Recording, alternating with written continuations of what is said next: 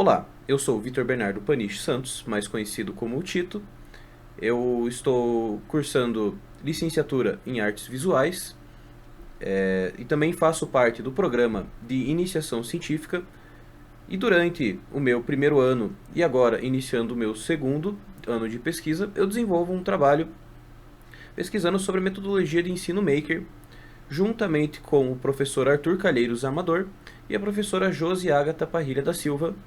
E juntos, a partir do que desenvolvemos desse primeiro ano de pesquisa, nós produzimos o artigo Aproximações entre a Cultura Maker e o Lambi Lambi para divulgar a arte em espaços públicos, produzido especificamente para participação no evento da ANPAP. Nós, a partir desse artigo, buscamos juntar a metodologia Maker com a arte urbana, mais especificamente o Lambi Lambi, com o objetivo de desenvolver uma oficina que tenha um caráter democrático, ou seja, que todas as pessoas possam participar e aprender, visando produzir, movimentar um pouco o cenário da arte urbana e das lutas sociais. A metodologia de ensino maker, o que eu costumo chamar de movimento, na verdade, por conta das várias transformações que ela sofre durante o seu desenvolvimento, né, ela nasce principalmente com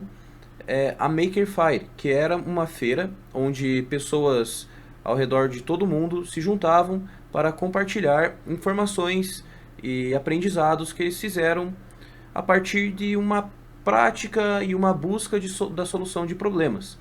E assim eles compartilhavam conhecimento a respeito de técnicas de marcenaria, a respeito de técnicas de mecânica, técnicas de cozinha. E esse conceito, que depois do início dessas feiras vem a se tornar uma revista e expande pela primeira vez o número de pessoas que tinham contato com esse movimento, vem a se expandir de novo com o advento dos computadores domésticos e da internet, né? Quando surge o Do It Yourself, ou DIY, que eram basicamente vídeos virais que ensinavam soluções que facilitavam a solução de problemas dentro da sua casa, né? E é aí que alguns pesquisadores e acadêmicos se apropriam desses conceitos e desenvolvem, de fato, uma metodologia de ensino que se baseia na solução de problemas, no compartilhamento de experiências e nessa experiência de aprendizado coletivo como foco principal. Esse foco no aprendizado coletivo é um dos pontos importantes que a gente traz, que a gente recupera aqui no nosso artigo, onde a gente junta essa metodologia maker de produção, onde você vai compartilhar com todos em conjunto com a tecnologia e a arte urbana.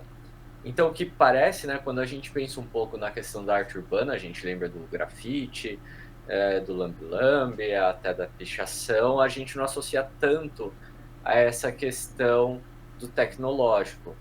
E a nossa ideia é justamente conseguir juntar tudo isso para a elaboração de uma arte que seja democrática e que converse com outros públicos. Uma arte para todos alcançarem. Aqui a gente traz uma introdução no contexto histórico do Lambi Lambi, né? Então, ele nasce com os fotógrafos de rua, né, que utilizavam os laboratórios acoplados para tirar fotos que se revelavam na hora ali. E é aí que nasce esse termo Lambi Lambi, né, que futuramente passa a ser utilizado principalmente como forma de divulgação comercial, como propaganda política, mais ou menos ali passando a Primeira Guerra Mundial, que ele assume esse caráter dos cartazes que a gente conhece hoje, né? Mas voltado principalmente para o comercial. Ele chega no Brasil mais ou menos nos anos 60 e 70, né? Entre os anos 60 e 70, já visto de uma forma diferente, pois, como citado anteriormente, ele, no mundo afora, já vinha sendo utilizado ali passando a Primeira Guerra. Quando ele chega aqui, ele já tem um caráter sim artístico, né? Ele não chega somente como esse método de divulgação, por mais que ainda seja predominantemente a forma mais utilizada do Lambi Lambi, né? Ainda você vê muito por aí aqueles cartazes de compro ouro, vendo ouro, ou até de trago a pessoa amada em 7 dias, divulgação de shows, ainda é utilizado com esse caráter comercial principalmente, né?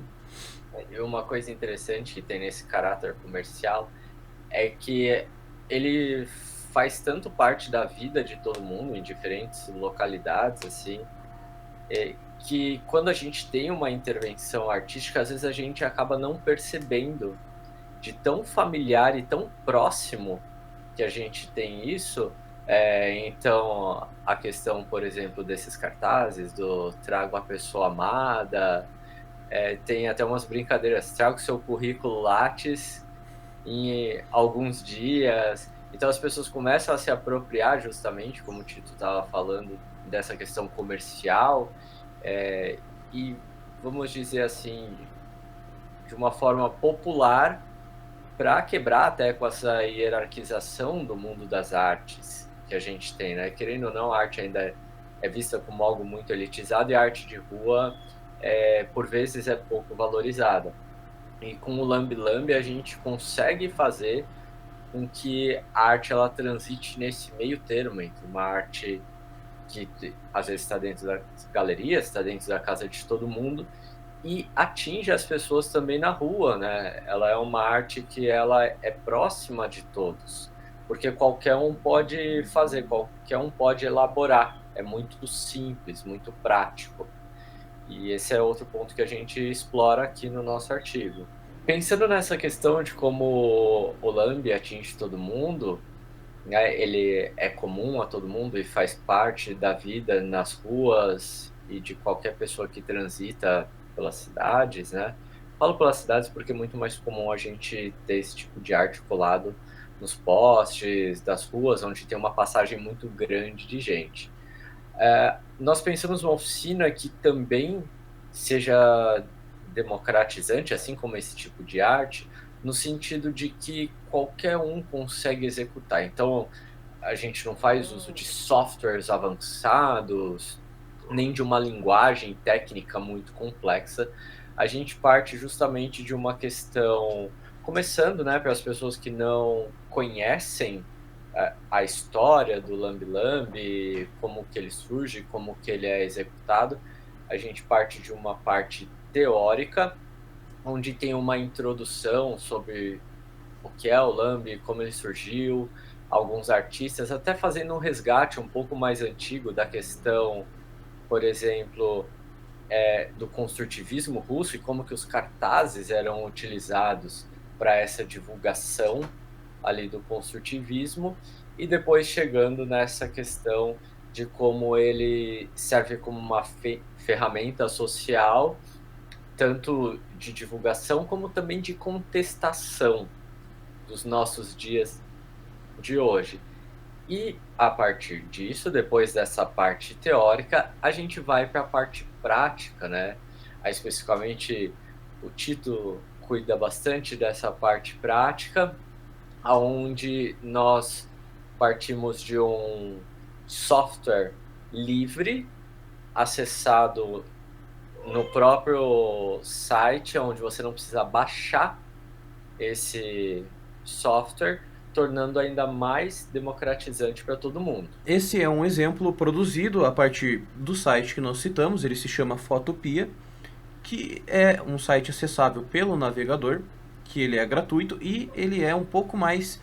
é uma versão simplificada do Photoshop. Durante as oficinas, então, eu produzo de maneira síncrona com os participantes, né, para que eu possa receber as dúvidas e respondê-las, e assim ir tirando dúvidas simultâneas, né, e todo mundo consiga fazer essa troca de experiências. E essas aqui foram algumas das nossas referências utilizadas. Tem um conteúdo bem denso se a gente parar para pensar, mas ao mesmo tempo é sempre importante ficar se atualizando em relação a esses conteúdos e o que vem surgindo de novo aí no nosso cenário.